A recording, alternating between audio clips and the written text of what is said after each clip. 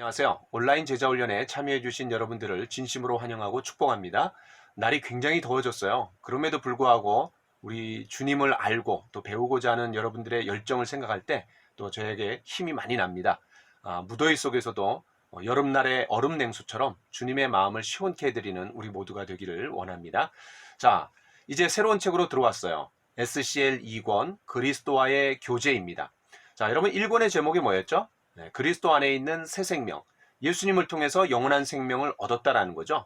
자, 이것은 마치 아기가 엄마 뱃속에서 있다가 10달 후에 태어났습니다. 세상에 나왔어요. 자, 그러면 새 생명을 얻은 거죠. 자, 그런 아기가 엄마 뱃속에서 나와갖고 그 다음에 해야 되는 게 뭐예요? 엄마의 품속에서 엄마와 오랜 시간 함께 교제하면서 시간을 보내야 되는 것이 자연스럽고 당연하듯이 이제 예수님 안에서 영생을 얻은 사람은 주님과의 교제가 더 친밀하고 깊어지는 단계로 나아가야 되는 겁니다. 자, 그래서 이제 SCL 2권에서 그리스도와의 교제인데 네 과로 구성이 되어 있죠. 첫 번째는 새 생활.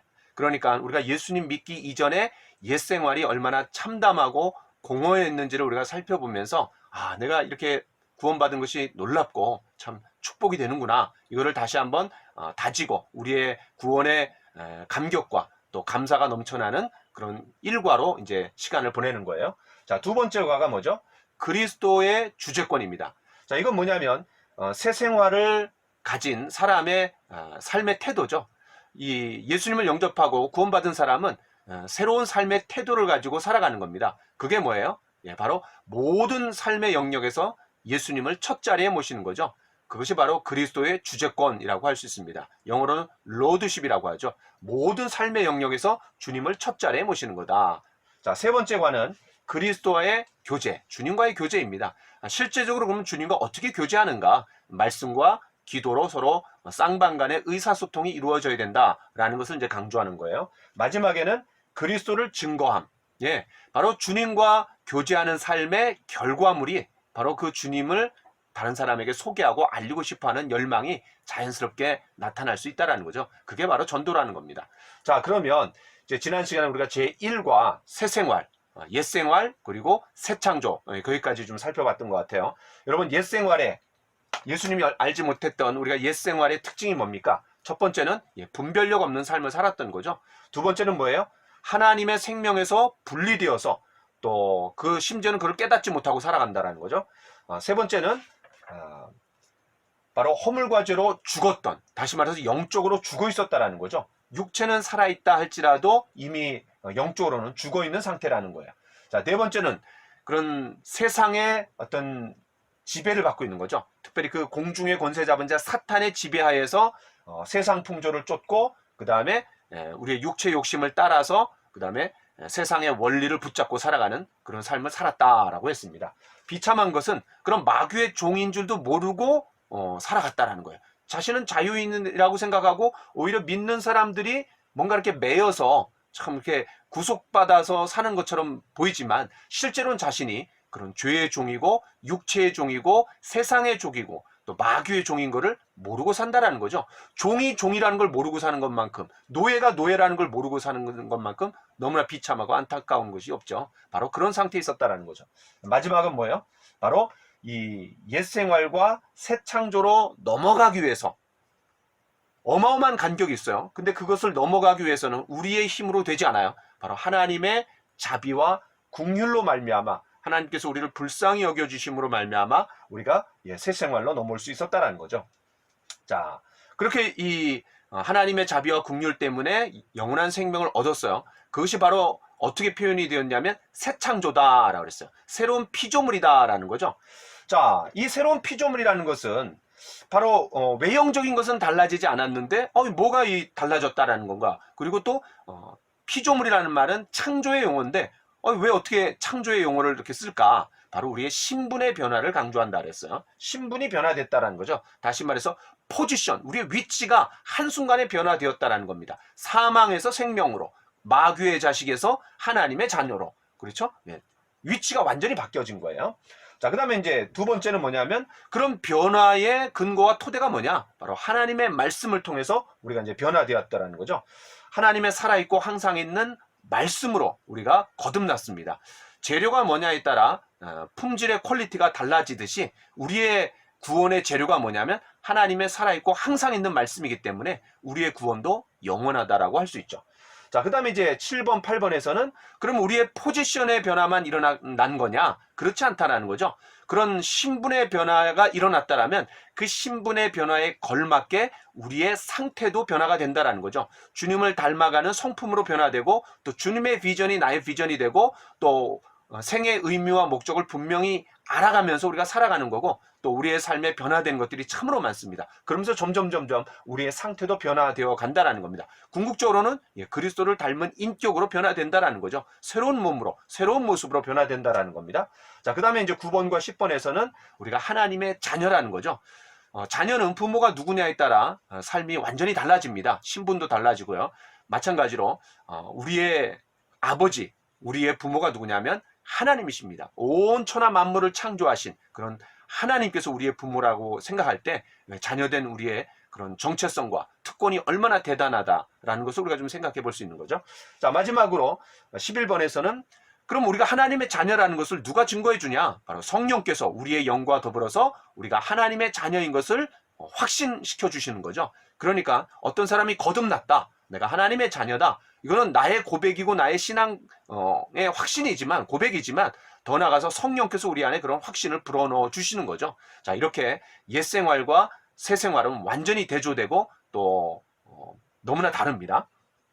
자, 우리가 이제 여기까지 했던 것 같아요. 자, 그러면 여러분들이 적용 질문을 하나 먼저 드려보겠습니다. 요거를 먼저 하시고 그 다음으로 넘어가면 좋을 것 같아요. 자, 적용 질문 1번부터 11번까지 한 이후에 자, 그게 뭐냐면 예수님을 영접한 후에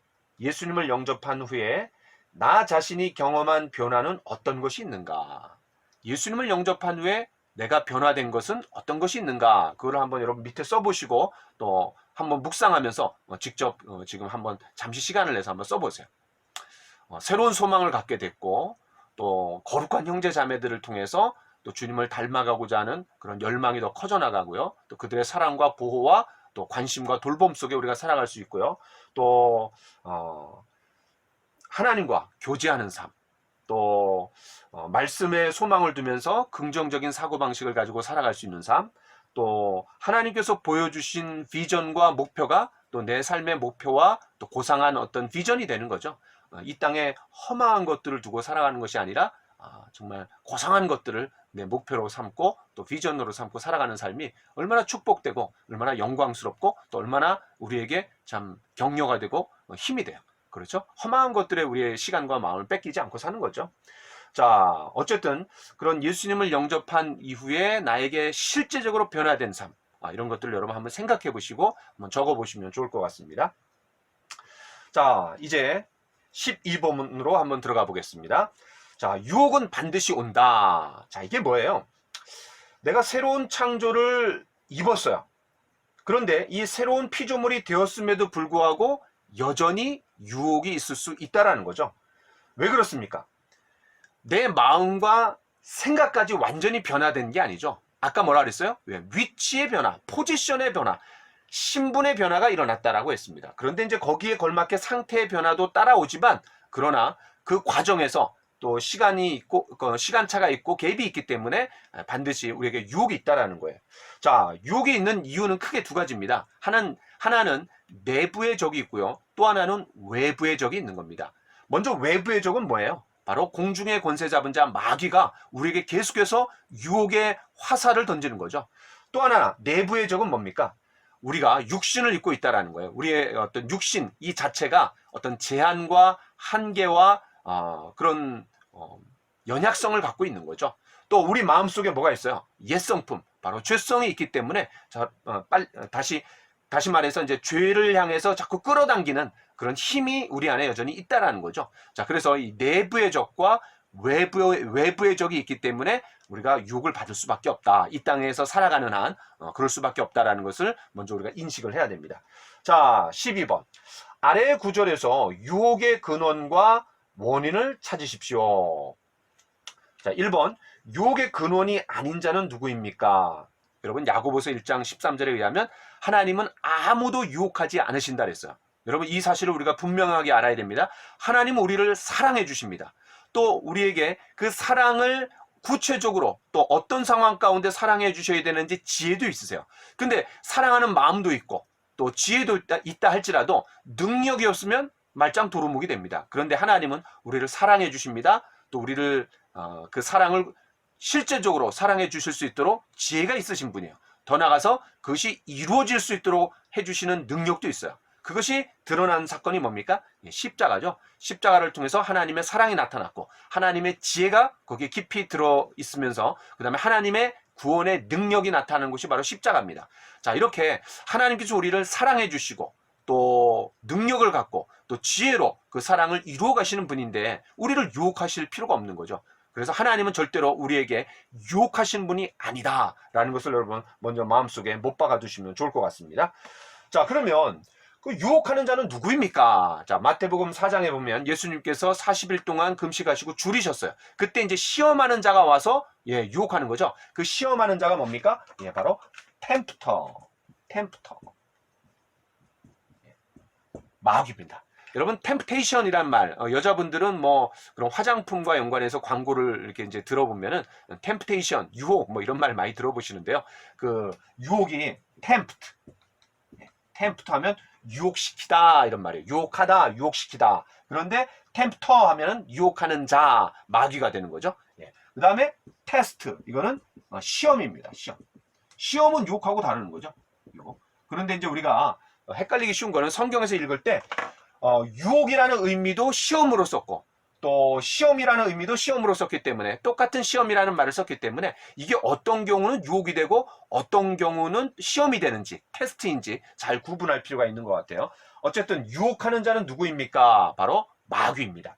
자, 그 다음에 우리가 유혹에 빠지게 되는 원인은 무엇입니까? 야고보서 1장 14절에 보면은 자기 욕심이라 그랬죠. 그래서 여러분 기억나시죠? 삼각형. 공중의 권세 잡은 자 마귀, 사탄이라고 하죠. 똑같은 말이에요. 사탄.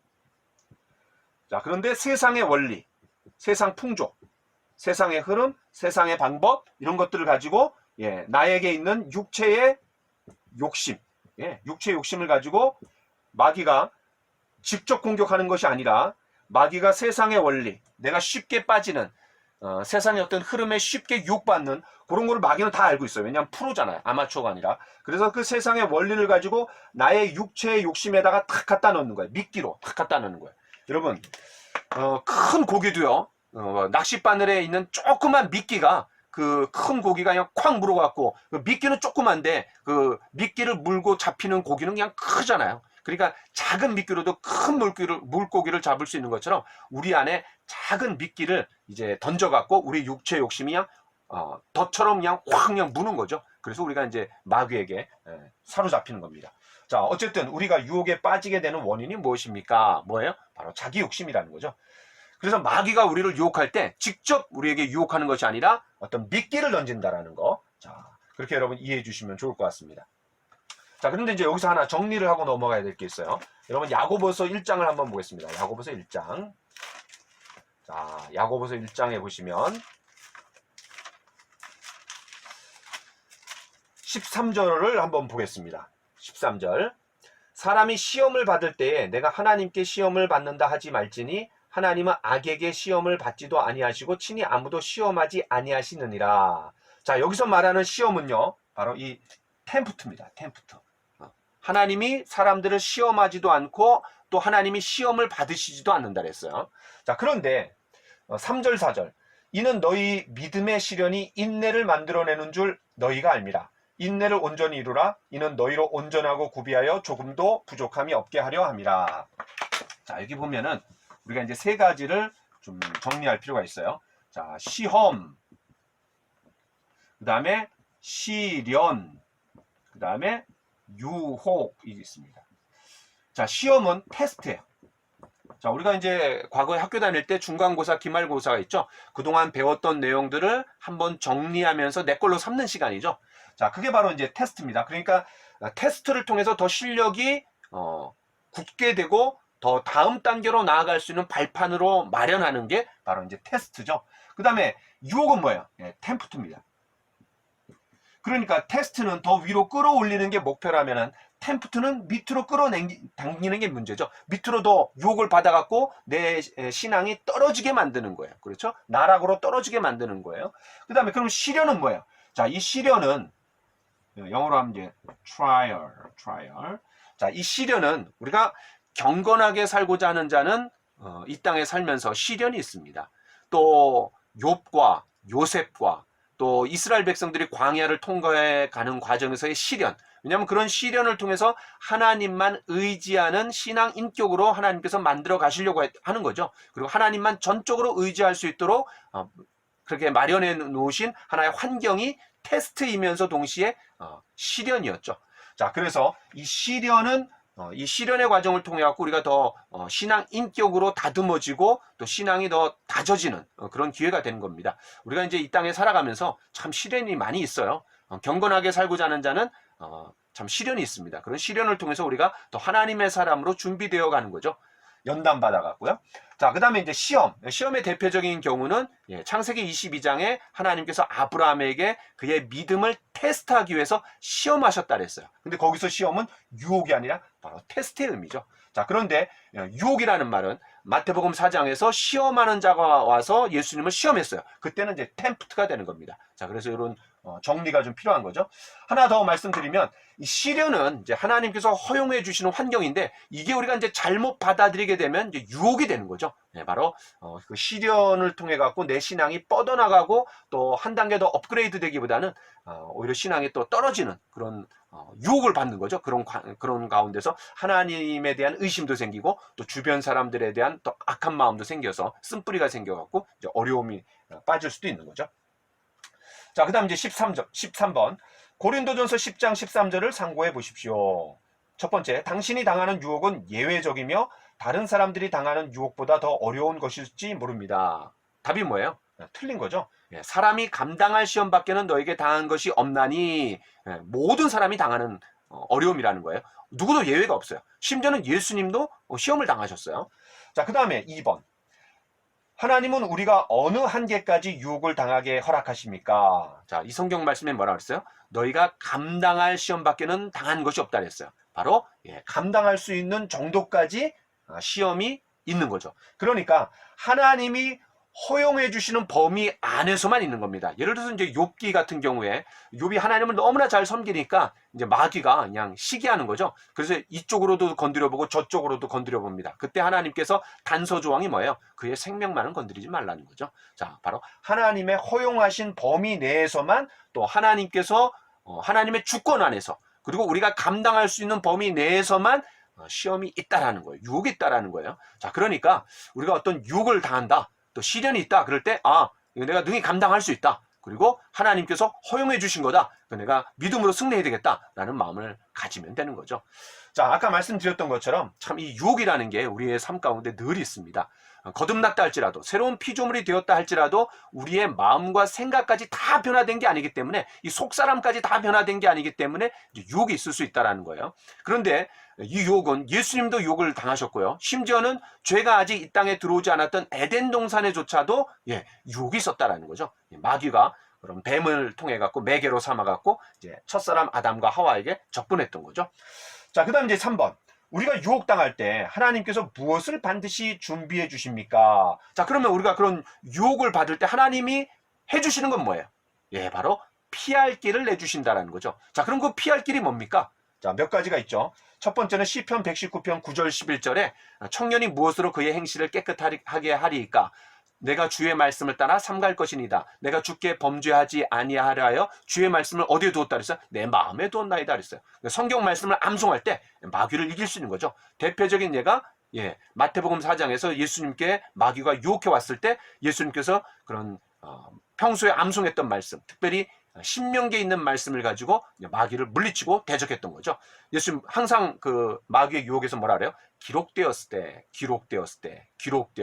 그러니까 평소에 암송하고 있었던 말씀, 그거를 그냥 단칼로 삼아갖고 그냥 탁 물리쳤던 거죠. 또 피할 길이 뭡니까? 전도서 4장 9절 10절에 보면은 한 사람이 두 사람이 한 사람보다 낫다 그랬어요. 왜냐하면 서로 격려해주고 끌어주기 때문에 유혹으로부터 쉽게 이길 수 있다는 거죠. 바로 교제권입니다. 교제권. 또 잠언 4장 14, 15절에서 보면은 이제 그런 유혹의 환경을 피하라는 거예요. 예, 36개 주랭랑이라는 게 있죠. 소림사의 그런 전법 중에 하나가. 우리가 이제 무서워서 피하는 게 아니라 피하면은 이제 그 도움이 되는 거예요. 자, 그 다음에 요한일서 5장 4절 5절에서는 뭐라 그랬어요? 예, 믿음이 바로 우리가 세상을 이기는 거라 그랬어요. 믿음으로 세상을 이기는 거죠. 또 믿음의 방패라 그랬잖아요. 그렇죠? 자, 이렇게 우리가 유혹이 있지만 승리할 수 있습니다. 자, 피할 길을 주신다라는 거는 모두가 승리할 수 있다라는 게 아닙니다. 패할 수도 있다라는 거예요. 바로 그런 하나님께서 주신 수단들을 잘 활용해서 내가 의지할 때, 하나님 신뢰할 때 승리할 수도 있지만 패배할 수도 있는 거죠. 자, 그러면 여기까지 13번까지 내용을 하고 여러분 그 13번 밑에다가 이렇게 적용 질문을 한번 드려보겠습니다. 한번 써보세요. 내가 자주 당하는 유혹은 어떤 것들이 있는가? 내가 자주 당하는 유혹은 어떤 것들이 있는가? 여러분 한번 생각해 보세요. 각 사람마다 또 이런 약점들이 있어요. 아킬레스건이 있습니다. 어떤 사람은 남을 험담하는, 비난하고 정죄하는 것을 잘하는 사람이 있어요. 또 어떤 사람은 어떤 이 성적인 유혹을 잘 받는 사람이 있고, 또 어떤 사람은 돈에 대한 유혹이 쉽게 오는 사람이 있고요. 또 어떤 사람은 자기를 이렇게 드러내고 과시하려는 그런 마음들이 많은 사람이 있고요. 또 하여튼 그런 다양한 그런 유혹들이 각자에게 있습니다. 그래서 여러분 내가 정말 자주 당하는 그런 유혹이 뭔가 그거에 대해서 우리가 운전을 하면서도 방어 운전을 해야 되듯이 평소에 내가 영적으로 견고하고 건강해 있을 때 그런 쉽게 빠질 수 있는, 나를 병들게 만들고 또 나를 약하게 만드는 그런 아킬레스건에 대해서 방어 기도를 할 필요가 있어요. 자, 그래서 여러분 먼저는 내가 자주 당하는 유혹은 어떤 것들이 있는가 그걸 알아두면은 평소에 우리가 잘 보완할 수 있습니다. 여러분 한번 써보시면 좋을 것 같아요. 자, 그 다음에 이제 14번부터 들어가겠습니다. 당신은 승리할 수 있다라는 겁니다. 승리할 수 있다. 유혹이 있지만 우리가 이제 승리할 수 있다라는 거예요. 자, 먼저 한번 정리를 한번 해보죠. 여러분 14번부터 17번까지를 묶어갖고 이렇게 이제 꺽쇠로 이렇게 묶어서 자원이라고 해봅시다. 먼저 우리가 승리할 수 있는 자원이 있어야 돼요. 자원이 없으면 아무리 좋은 전략이 있다 할지라도, 아무리 좋은 방법이 있다 할지라도 뭐 있어야지 그냥 그걸 활용하는 거죠. 자, 그래서 먼저는 승리의 자원에 대해서 얘기하고요. 자, 그 다음에 18, 19번에서는 전략입니다. 전략. 그 자원을 가지고 어떻게 효율적으로 우리가 싸울 것인가, 전략이 필요한 거죠. 그 다음에 이제 마지막 20번, 21번을 묶어갖고 뭐라고 쓰냐면 무장이라고 한번 해봅시다. 무장. 그런 전략 가운데 실제적으로 내가 싸움에 나가갖고 무장하는 거죠. 그 싸움에 나가기 전에 무장을 해야지 이길 수 있는 거 아니에요? 실제적인 어떤 무장이라고 할 수 있습니다. 자, 그러면 이제 14번부터 17번까지 자원에 대해서 살펴보려고 하는데 우리에게 어떤 자원이 있는가 한번 보도록 하겠습니다. 우리가 이제 유혹에 있다라는 것도 알아야 되지만 또 승리할 수 있다라는 확신을 가져야 됩니다. 그런 우리가 확신 가운데 이제 능력이 생기는 거죠. 자, 전쟁에서도 우리가 승리하기 위해서는 반드시 물자와 그런 자원들이 충분히 갖춰져 있어야 되는 거죠. 여러분 6.25 때 그런 인천 상륙작전을 한 이유가 뭡니까? 메가더가 바로 그런 보급과 물자를 중간에 잘라버리는 거죠. 그만큼 이 자원이 굉장히 중요한 겁니다. 자, 14번. 누가 우리에게 승리를 주십니까? 바로 이 승리의 아주 중요한 자원이죠. 바로 하나님이 우리에게 승리를 주신다라는 거예요. 이미 예수님께서 십자가에서 이루신 승리를 통해 갖고 하나님께서 우리에게 승리를 주시는 분이시죠. 자, 그래서 승리의 자원은 하나님께 있다. 바로 승리를 줄 수 있는 분이 내 안에 있는 것이 아니라 하나님께서 바로 가지고 계시다. 우리가 생각해 보면 좋을 것 같습니다. 그 다음에 이제 15번. 유혹과 죄를 이길 수 있는 두 가지 필수 요소는 무엇입니까? 자, 요한일서 5장 4절에서 두 가지죠. 바로 하나님께로부터 난 자가 아니면 누가 이길 수 있어요. 그러니까 거듭나야 돼요. 그 다음에 두 번째는 뭐예요? 믿음입니다. 믿음의 방패로 모든 걸 막는 거 아니에요? 자, 그래서 예수님을 영접함으로 말미암아 이미 승리할 수 있는 자원이 우리에게 주어지는 거예요. 그렇죠? 바로 예수님을 우리 마음속에 모심으로 말미암아 이 세상을 승리할 수 있다는 거죠. 자, 이런 영적인 분위기도 참 중요합니다. 그 사람이 처해 있는, 그 사람이 있는 그런 환경이 어떠냐, 영적인 분위기 굉장히 중요해요. 그러나 더 중요한 것은 우리가 거듭나야 됩니다. 거듭날 때 그런 승리의 자원을 가지고 있는 거죠. 자, 그 다음에 16번. 모든 믿는 자의 마음에는 누가 사십니까? 바로 고린도후서 6장 16절에서는 창조주 하나님, 성부 하나님이 우리 안에 계시다 그랬어요. 그 다음에 에베소서 3장 17절에서는 바로 예수님께서 우리 안에 계시다 그랬어요. 그 다음에 고린도전서 3장 16절. 너희가 하나님의 성전인 것과 하나님의 성령이 너희 안에 계시는 것을 알지 못하느냐? 바로 성령께서 우리 안에 계시다라는 거죠. 다시 말해서 성부, 성자, 성령께서 우리 안에 계시다라는 겁니다. 우리가 예수님을 영접해야 되잖아요. 근데 그분은 삼위 하나님이시기 때문에 성령 하나님, 또 성부 하나님도 우리 안에 계시는 거죠. 자, 그 다음에 17번.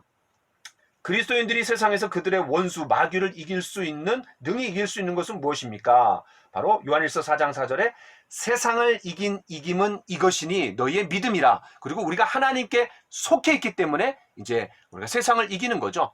여러분, 예를 들어서 골목이 있는데 거기에 그냥 애가 맨날 얻어터져요. 골목대장한테. 근데 갑자기 이제 해가 뉘엿뉘엿 넘어가면서 아빠가 회사에서 퇴근하시면서 그 골목에 들어서는 순간 그 맨날 얻어터지는 애가 아빠 뒤로 그냥 쪼르륵 달려가갖고 아빠를 앞세우면은 누가 이제 골목대장이 되는 거예요? 바로 그 얻어터졌던 그 아빠를 등에 두고 있는 그 아이가 바로 골목대장이 되는 것처럼 마찬가지입니다. 우리가 하나님께 속해 있기 때문에, 그리고 전쟁이 하나님께 속하는 것이기 때문에 우리가 항상 승리할 수 있다라는 거죠.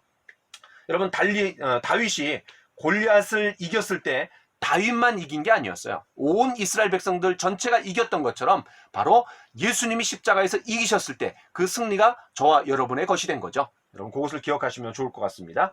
자, 토마스 켈리가 이렇게 말했죠. 형제들이여, 영원토록 주님을 의지합시다. 그는 미쁘시며 영원히 변치 아니하십니다. 어떠한 권력도 속임수도 주님께서 사랑하시는 자를 주님으로부터 분리시킬 수 없습니다. 자, 이렇게 얘기했죠. 자, 지금까지 이제 자원을 봤어요. 그 자원이 뭐냐? 삼위 하나님께서 나와 함께 하신다. 내 안에 계신다라는 거예요. 자, 그 다음 이제 18, 19번은 여러분 바로 전략이라고 할 수 있습니다. 자, 그럼 18번. 유혹에 빠지지 않는 실제적인 방법은 무엇입니까? 잠언 4장 14, 15절인데 이것은 소극적이에요. 여러분 14번 위에다가 소극적으로 이렇게 써놓으세요. 소극적으로는 어떻게 합니까? 악한 길에서 피하는 겁니다. 여러분, 예를 들어서 유혹의 환경이 되는 곳이 있어요. 그럼 거기를 돌아서 가는 거죠. 예를 들면 제가 이제 대학원에 다닐 때 그 지하철에서 나와갖고 신문 갑판대가 있는데 그 신문 갑판대 그냥 뭐 썬데이 서울 또 그냥 그 이상한 그냥 그런 EDPS라 그러죠. 음담패설. 그런 것들이 막 있어요. 그러니까 유혹이 돼요. 그래갖고 제가 어떻게 하냐면 지하철 밑으로 내려가갖고 저 멀리 돌아서 가는 거예요. 시간이 훨씬 많이 걸렸지만 그 유혹의 환경이 있기 때문에 제가 상한 심령 또 유혹을 받지 않기 위해서 이제 돌아가는 거죠. 자, 어떤 사람들은 그랬다래요. 그럼 술집이 있어요. 술이 그냥 늘 유혹이 됐어요. 그런데 그 술집을 돌아가고 그냥 멀리 그런 돌아서 가는 바람에 이제 시간이 훨씬 많이 걸렸음에도 불구하고 자기의 마음을 지키기 위해서 이제 돌아갔다라는 거죠. 자, 그래서 먼저는 피하는 겁니다. 유혹의 환경을 피하는 거죠. 여러분, 김유신 여와 알고 있죠? 늘 그냥 기생집에 가고 그냥 허랑방탕하게 지내는데 아버지가 그냥 아주 야단을 쳤어요. 그랬더니 뭐라 그래요? 자기가 이제 다시는 그런 기생집에 가지 않다고. 그런데 이제 그 공부를 마치고 말을 타고 가는데 가만히 생각해 보니까 말을 타고 왔는데 눈을 떠보니까 뭐예요? 기생집에 와 있는 거예요. 그래갖고 어떻게 합니까? 그 말을 그냥 목을 그냥 쳐버렸죠. 그래갖고 바로 유혹의 환경 자체를 그냥 없애버리는 겁니다. 그러면 이제 유혹을 덜 받는 거죠. 자, 그래서 첫 번째는 유혹의 요소, 환경 이런 것들을 이제 적극적으로 피하는 겁니다. 자, 그 다음에 19번에서는 승리로 이끄는 두 길은 무엇입니까? 바로 뭐예요? 바로 이거 18번이 소극적인 방법이라면 이제 19번에서는 적극적인 방법이죠. 자, 어떻게 해야 돼요? 하나님 앞에 순복하는 겁니다. 또 하나는 뭐예요? 마귀를 대적하는 거죠. 자, 그러니까 우리가 이 땅에서 승리하지 못하는 결정적인 이유가 뭐예요? 바로 나 자신입니다. 나 자신이 하나님 앞에 굴복하지 않기 때문이죠. 마귀에게 순종하거나 유혹의 환경에 굴복하기 때문에 내가 이제 유혹에 빠지는 거죠. 그래서 하나님 앞에 순복해야 된다라는 겁니다. 그럼 순복이라는 말의 뜻이 뭐예요? 순종하고 복종한다라는 거죠. 순종은 내가 이해되는 것을 따르는 거고, 복종은 이해되지 않더라도 하나님이 말씀하신 거는 사실이다, 확실하다. 내 마음과 생각과 방법과 그런 머리를 그냥 꺾는 거죠. 그래갖고 그냥 하나님 앞에 순종하는 거죠. 자, 그래서 나의 고집, 나의 주관, 또 나의 어떤 방법, 나의 목표 이런 것들이 하나님 앞에 굴복되어야 된다라는 것을 얘기해 주고 있고요. 또 하나는 마귀를 대적하라 그랬어요. 여러분, 마귀는 거짓말장이에요. 태생 자체가 거짓말장이에요. 그러니까 이 마귀를 대적하라는 것은 결국 뭘로 대적하라는 거예요? 예, 진리로 대적하라는 거죠. 그럼 진리가 뭡니까? 바로 하나님의 말씀입니다. 하나님의 말씀을 가지고 대적하는 거죠. 또 마귀가 가장 싫어하는 것을 열심히 하면 됩니다. 그럼 여러분, 마귀가 싫어하는 게 뭐예요? 전도죠. 또 하나님의 말씀을 읽는 거죠. 기도하는 거죠. 다른 사람을 섬기는 거죠. 자, 그런 것들 우리가 열심히 할 때 오히려 마귀를 이길 수 있다라는 거죠. 자, 거기 있는 내용을 한번 읽어보겠습니다. 하나님께 순복하려면 우리는 우리의 뜻을 하나님의 뜻에 굴복시켜야 합니다. 마귀를 대적하려면 우리는 하나님께서 주신 영적인 무기들을 사용해야 됩니다. 라고 얘기하고 있습니다. 자, 여기까지가 이제 전략이고요. 자, 그 다음에 20번부터 21번까지가 이제 무장이라고 할 수 있습니다. 그런 전략을 가지고 실제로 무장을 잘 해갖고 마귀를 이제 대적해야 되는 거죠. 20번. 영적 싸움에서 승리할 수 있는 세 가지 무기가 무엇입니까? 에베소서 6장 16, 17절인데 여러분, 성경에서 교회에 관한 책 하면은 에베소서입니다. 자, 그런데 이 에베소서에 제일 마지막에 뭘 얘기하고 있냐면 영적 싸움을 얘기해요. 우리의 싸움이 혈과 육에 속하는 것이 아니라 하나님의 전신갑주를 입어라 라고 얘기하고 있죠. 그러니까 이 성경은 이 그리스도인의 삶이 영적 최전방에 있다는 것을 전제로 깔고 있어요. 영적인 후방에 있는 것이 아니라 영적인 최전방에 있기 때문에 늘 우리가 무장하고 있어야 된다는 것을 전제로 깔고 있는 거예요. 자, 그럼 우리가 어떤 걸로 무장하고 있어야 되느냐? 세 가지. 첫 번째는 믿음의 방패입니다. 자, 방패가 뭐예요? 바로 상대방의 공격을 막는 것이 방패죠. 그러니까 우리가 믿음을 잃어버리면 적의 화살을 우리가 막을 수가 없습니다. 제일 중요한 건 이 믿음이에요. 믿음으로 이제 막아내는 거죠. 그 다음에 구원의 투구. 여러분, 다른 데가 다치면 우리가 살 수 있는 희망이 굉장히 높습니다. 확률이 높아요. 근데 머리를 다쳤다, 끝나는 겁니다. 그래서 창세기 3장 15절에서도 그 뱀은 그 여자의 후손에 그런 발꿈치를 물고 또 여자의 후손은 뱀의 머리를 상하게 한다 그랬는데 머리를 짓이기는 아주 그냥 심각한 타격을 주는 거죠. 자, 그래서 우리가 머리가 굉장히 중요해요. 그래서 머리를 보호하는 게 뭐예요? 바로 구원의 투구입니다. 근데 왜 투구라는 말을 썼을까요? 여기에 뭐가 있어요? 계급장이 있는 거죠. 투구만 보면 저게 일개 병사인지 아니면 중간층 대장인지 아니면 최고 사령관인지 다 알 수 있습니다. 바로 이 투구가 바로 그 어떤 각계 병사의 군인의 신분을 얘기해 주는 거죠. 자, 그러면 이게 우리에게 적용하면 뭐예요? 바로 내가 구원받았다라는 하나님의 자녀라는 정체성입니다. 그래서 내가 어떤 환경과 어떤 분위기에 가더라도 저는 그리스도인입니다. 저는 하나님의 자녀입니다. 저는 믿는 사람입니다. 라는 것을 공개적으로 밝힐 때 오히려 유혹의 환경을 우리가 덜 받고 우리가 승리하며 살아갈 수 있는 거죠. 자, 구원의 투구, 중요한 의미인 것 같아요. 자, 세 번째는 뭐예요? 성령의 검, 곧 하나님의 말씀. 여러분, 하나님의 전신갑주가 많이 있어요. 그 중에 유일한 공격 무기가 뭐냐면 하나님의 말씀입니다.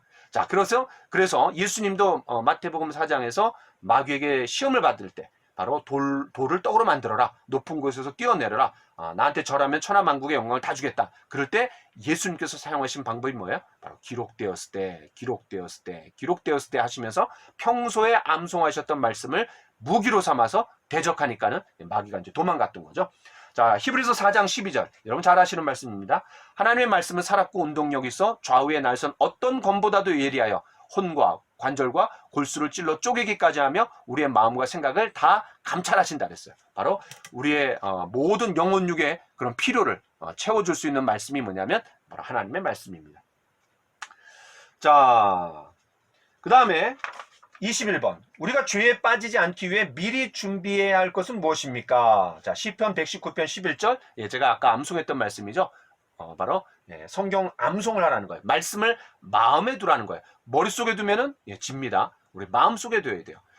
청년이 무엇으로 그의 행실을 깨끗하게 하리까? 주의 말씀만 지킬 따름이니이다. 내가 주께 범죄하지 아니하려 하여 주의 말씀을 어디에 두었다 그랬어요? 내 마음에 두었나이다 그랬어요. 암송이죠, 암송. 자, 그래서 머리에 두면은 무기가 될 수 없지만 우리 마음에 둘 때 무기가 될 수 있습니다. 자, 그 다음에 마태복음 26장 41절에 예수님께서 겟세마네 동산으로 세 제자를 데리고 가갖고 이제 십자가 죽음을 앞두고 땀방울이 핏방울이 되도록 기도하실 때 시험에 들지 않도록 기도하라 라고 그랬어요. 예수님 간절히 기도하시는데 이제 이 세 제자는 그냥 꾸벅꾸벅 졸고 있었어요. 꾸벅꾸벅 졸았기 때문에 나중에 어떻게 해요? 말고의 귀를 그냥 칼을 가지고 그냥 잘랐던 거죠. 왜? 기도하지 않았기 때문에 유혹에 빠지는 겁니다. 그러나 기도하신 예수님은 넉넉히 십자가를 이제 감당하실 수 있었던 거죠. 자, 그래서 시험에 들지 않게 깨어 기도하라. 바로 암송과 기도가 우리가 또 갖추어야 될 무장이라고 할 수 있습니다. 자, 이제 마지막 죄의 자백은 하나님과의 교제를 회복시킨다. 자, 여기를 살펴보도록 하겠습니다. 자, 우리가 그 유혹이 있어요. 그런데 그 유혹에서 승리할 수 있습니다. 그러나 우리가 항상 또 승리할 수 있는 건 아니죠. 예, 바로 패배할 수 있고 엎어질 수 있습니다. 자, 그때 하나님께서 원하시는 게 뭐냐? 바로 우리가 이제 자백하기를 원하시는 거죠. 자, 그러면 여러분 거기에다가 22번부터 24번까지를 아우르는 관찰 질문을 한번 드려보겠습니다. 질문을 한번 옆에다 써보세요. 자, 어떤 질문이냐면 우리가 유혹에 빠질 경우 하나님이 원하시는 것은 무엇입니까? 자, 유혹에 빠져갖고 죄를 범했을 때, 자, 우리가 유혹에 빠질 경우 하나님이 원하시는 것은 무엇입니까? 자, 자백이죠? 자, 좀 더 자세한 내용을 좀 살펴보도록 하겠습니다. 그러니까 우리가 승리의 삶을 살다가 실패했을 경우에 하나님이 원하시는 게 뭐냐는 거예요. 자, 그럼 이제 거기 먼저 한번 읽어보죠. 하나님께서는 우리를 구해주시고 승리하게 해주시지만 우리는 종종 하나님의 도우심을 받아들이지 않고 죄를 지을 때가 있습니다. 죄는 하나님을 슬프게 하며 우리와 하나님과의 교제를 끊어놓습니다. 자, 22번. 요한일서 1장 9절에서 하나님의 용서를 받으려면 무엇을 해야 합니까? 죄를 자백해야 되는 거죠. 자, 그 다음에 2번. 우리가 죄를 하나님께 자백할 때 하나님께서 해주시기로 약속하신 두 가지 사실은 무엇입니까? 죄를 사해 주시고 또 모든 불의에서 우리를 깨끗하게 해주신다 그랬어요. 자, 그 다음에 23번. 요한일서 1장 7절에서 교제와 죄를 깨끗하게 하는 것은 병행한다라고 했습니다. 옳습니까? 틀립니까? 예, 옳은 거죠. 자, 그 다음에 이제 24번. 잠언 28장 13절에 의하면 누가 형통할 수 없습니까? 없습니까입니다. 그러니까 자기 죄를 숨기는 자죠. 자백하지 않고 숨기는 자. 자, 그 다음에 누가 긍휼을 얻습니까? 죄를 자복하고 버리는 자입니다. 자, 그러면 이제 우리가 문제를 읽고 답을 한번 해봤는데, 자, 아까 드렸던 관찰 질문, 우리가 유혹에 빠져서 범죄했을 때 하나님께서 원하시는 게 무엇입니까? 자, 첫 번째는 22번에서 제일 먼저 하나님께서 원하시는 게 뭐예요? 예, 죄를 자백하라는 거죠. 여러분, 자백이 뭡니까? 죄를 있는 그대로 인정하고 고백한다라는 그런 의미지만 이거는 이제 인간적인 입장이고 또 성경이 말하는 입장에서는 하나님이 죄라고 부르시는 것을 나도 죄라고 부르고 그것을 자백하고 인정한다라는 말입니다. 그러니까 같은 마음으로 인정하다라는 뜻이 바로 자백하다라는 의미에 담겨져 있는 거예요. 그러니까 우리가 정말 자백을 잘 하려면요, 내 수준에서 또 내가 살아가고 있는 사회의 어떤 통념상 이게 죄다, 그래서 이걸 잘못이라고 인정하고 고백해야 된다라는 수준 정도가 아니라 하나님의 기준인 거죠. 예, 하나님께서 죄라고 부르시는 것을 나도 죄라고 인정하고 그리고 고백하고 용서를 구하는 거죠. 자, 그래서 먼저는 죄를 자백해야 된다. 그러니까 정말 자백을 잘 하려면은 성경 말씀으로 깊이 들어가 갖고 하나님이 죄라고 부르시는 것이 무엇인지, 하나님의 거룩과 하나님의 공의의 수준을 알 때 정말 하나님의 수준답게 하나님이 죄라고 부르시는 것에 대해서 나도 그대로 죄라고 인정할 수 있는 거죠. 자, 두 번째는 우리가 교제가 회복이 돼야 돼요. 그 교제가 회복이 되기 위해서는 어떻게 해요? 모든 불의에서 우리를 깨끗하게 해주신다 그랬어요. 자, 그래서 하나님께서 이제 원하시는 게 뭐냐면 죄를 용서받는 수준이 아니라 바로 죄가 깨끗하게 되는 거죠. 죄를 한 번도 짓지 않은 자처럼 여겨주시는 게 뭐냐면 죄를 용서해 주셨다라는 거예요. 마치 이런 거랑 똑같습니다. 우리가 이제 명절이 돼갖고 할머니 할아버지 집에 간다고 한번 해봅시다. 그러면 이제 부모님이 아주 때때요, 아주 뭐 예쁜 옷을 입혀주죠. 그리고 이제 뭐라 그러냐면, 야, 1시간 정도 시간이 있기 때문에 옷에 더럽히지 말고 잘 놀다 와라. 그런데 뭐 애들이 뭐 잘 놀겠어요? 그냥 뭐 치마가 다 더러워지고 바지가 다 그냥 흙탕물이 묻고, 야, 그렇게 됐어요. 그러니까 그냥 부모님이 얼마나 화가 나요. 막 야단치는 거죠. 내가 하지 말라 그랬잖아. 그런데 어떻게 해요? 그렇게 야단만 치고 그냥 바깥에 세워놓고 그대로 그냥 그런 옷을 입고 할머니 집, 할아버지 집으로 가나요? 그렇지 않습니다. 야단을 치지만 다시 씻겨갖고 깨끗한 옷으로 입혀주시는 거죠. 자, 이게 바로 모든 불의에서 깨끗하게 해주신다라는 거죠. 자, 우리가 하나님과의 관계는 영원합니다. 예수님을 영접함으로 말미암아 하나님과의 관계는 이미 맺어졌어요. 그런데 시시때때로 우리가 죄를 범함으로 말미암아 교제가 단절될 수 있죠. 자, 그걸 악수예화해서 이 관계는 이렇게 맺어진 거는 영원해요. 왜냐하면 하나님이 우리를 꽉 붙들고 계시기 때문에. 근데 우리 편에서 이렇게 놓을 수가 있어요. 그래서 우리 편에서의 책임이 뭐예요? 다시 붙잡는 거죠. 자, 그래서 관계는 영원하지만 교제는 죄 때문에 단절될 수 있거든요. 자, 그래서 모든 불의에서 깨끗하게 해주신다라는 건 뭐냐면 다시 정상적인 교제의 관계로 회복해 주신다라는 그런 의미입니다. 자, 그래서 첫 번째는 죄를 자백하기를 원하시고, 그 다음에는 정상적인 교제로 회복되기를 원하시는 거죠. 물론 거기에 이제 하나님이 해주시는 게 뭐냐면 우리가 자백할 때 용서해 주실 뿐만 아니라 모든 불의에서 우리를 깨끗하게 해주신다 그랬어요. 자, 그 다음에 이제 세 번째 24번에서는 어떻게 하기를 원하시냐? 바로 우리가 죄를 용서를 구할 뿐만 아니라 그 죄를 버리는 거죠. 하나님이 싫어하시는 것을 내가 범했어요. 하나님의 마음을 아프게 해드렸어요. 자, 그러면 어떻게 해요? 그걸 또 반복해서 짓는 죄가 아니라 바로 그 죄를 버리라는 거죠.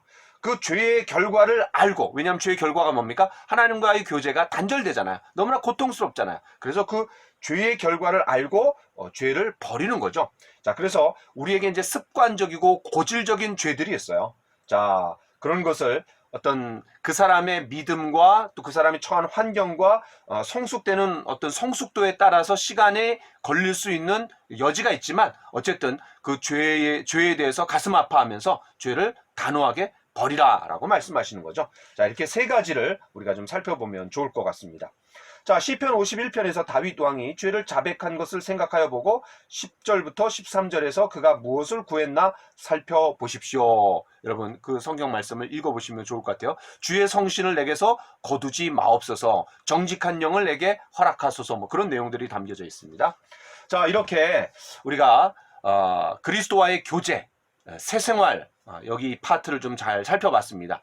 전반부에서는 옛 생활이 어떤가, 또 새로운 창조, 새 생활의 특징이 뭔가. 그런데 우리에게 새로운 피조물이 됐지만 우리의 생각과 사고까지 우리의 마음까지 다 변화된 것이 아니기 때문에 유혹이 있다라는 거죠. 또 이 유혹은 우리의 내부의 적이 있고 외부의 적이 있는데, 외부의 적은 공중의 권세 잡은 자 마귀가 흔들고 있어요. 그래서 세상 풍조와 세상의 흐름과 세상의 원리와 방법들을 가지고 우리의 욕심에다가 미끼를 던져갖고 우리에게 유혹을 하는 거죠. 또 우리 안에 죄성이 있습니다. 우리가 육신을 입고 있기 때문에 연약성과 제약성, 또 한계가 있는 거죠. 자, 그렇기 때문에 우리가 유혹에 빠질 수 있는 거예요. 자, 그렇다고 해서 우리가 유혹에 빠진다고 해갖고 승리하지 못하느냐? 아닙니다. 우리에게 승리할 수 있도록 하나님께서 모든 조치를 다 해놓으셨던 거죠. 자, 그럼에도 불구하고 하나님이 주신 은혜의 수단들을 활용해갖고 우리가 승리하면 되는데, 또 우리가 늘 승리할 수 있는 건 아니잖아요. 바로 패배했을 때, 죄 가운데 빠졌을 때 어떻게 하기를 원하시느냐?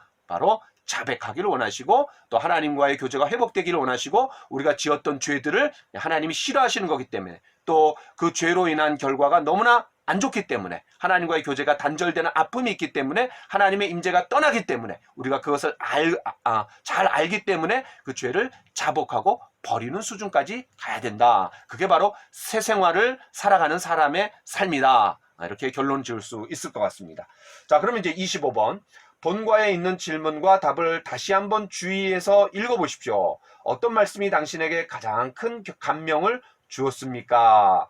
이 말씀을 자신의 삶에 어떻게 적용하겠습니까? 네, 여러분 이 내용들을 잘 묵상하면서 또 일과 전체를 정리하면서 다시 한번 복습하면서 여러분 잘 쓰시고 이 내용을 사진을 찍어서 올려주시면 좋을 것 같습니다. 물론 이제 우리가 그 전에 적용 질문을 드린 게 있어요. 11번 다음에 예수님을 영접한 후에 나 자신이 경험한 변화된 삶은 무엇입니까? 뭐 여러 가지가 있을 수 있지만, 물론 정도의 차이가 있을 수 있지만, 여러분 한번 써보시고 그걸 한번 그 사진 찍어서 올려주시면 좋을 것 같고요. 그 다음에 25번, 25번 그 내용을 좀 써주시면 좋을 것 같고, 그 다음에 또 하나 질문이 있었어요. 13번 뒤에 내가 자주 당하는 유혹은 어떤 것들이 있습니까? 요거도 여러분 사진 찍어서 올려주시면 좋겠는데, 만약에 여러분 좀 드러내기 공개하기가 좀 꺼린다, 그러면 여러분 쓰지 않으셔도 됩니다. 그런데 쓸 수 있는 공개적으로 얘기해도 되고 기도 부탁을 하고 싶은 거라면은 여러분 얼마든지 그 내용을 써서 사진을 찍어서 올려주시면 좋을 것 같아요. 이게 이제 세 군데의 적용 질문이 있기 때문에 그냥 여러분 그 25번 밑에다가 다시 정리하셔 갖고 그런 적용 질문을 쓰시고, 그 다음에 내용을 쓰시고 적용한 것들을 쓰시고 사진을 찍으면 뭐 한 사진 안에 다 들어갈 수 있겠죠. 네, 그렇게 해주셔도 좋을 것 같습니다. 자, 제가 낮에 찍다 보니까 소리도 막 들리고 또 차 소리도 들리고 뭐 싸움박질하는 소리도 들리고 그래서 간간히 이렇게 끊어지고 이제 마지막 이 부분은 밤에 제가 찍은 거예요. 조용할 때. 자, 그래서 이 찍는데 한계가 많은 것 같습니다. 상황이. 자, 그래서 여러분 3번에 걸쳐 갖고 이렇게 찍은 거에 대해서 좀 양해를 구하면서 마치겠습니다. 여러분 수고 많으셨습니다. 감사합니다.